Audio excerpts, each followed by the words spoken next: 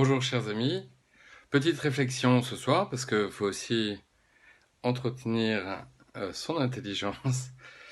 J'aimerais vous faire réfléchir sur le fait de rester à la maison. Sans doute n'y a-t-il pas de message plus anti-chrétien que celui-là. Le dernier mot de Jésus sur la terre, c'est allez de toutes les nations, faites des disciples. Bon, on comprendra bien que pour aller quelque part, il est important aussi de demeurer quelque part. On ne peut aller très loin si on ne demeure pas d'abord quelque part. La maison, c'est quelque chose qu'on retrouve souvent dans la Bible. Vous le savez peut-être, mais un des mots hébreux pour désigner le temple de Jérusalem, c'est Beit, c'est-à-dire en hébreu la maison. Dieu vient établir sa maison parmi les hommes.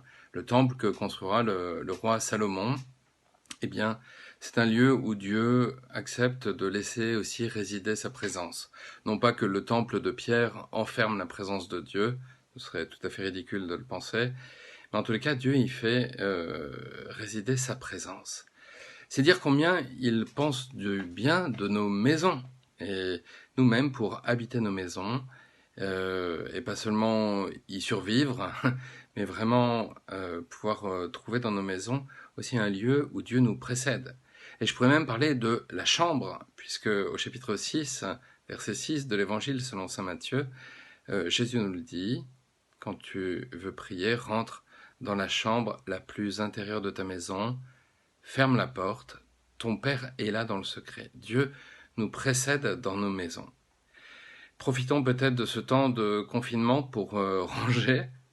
Oui, oui, c'est important, c'est la deuxième fois que je vous en parle, mais je pense qu'il y a un vrai enjeu pour jeter peut-être, et puis réhabiter nos maisons, nos chambres, euh, peut-être y trouver aussi le lieu où Dieu veut nous parler, puisqu'il est là dans le secret, avant même que nous souhaitions même le rencontrer, il nous précède. Restez donc chez vous, chers amis, puisque Dieu y est, et il vous y précède. À bientôt.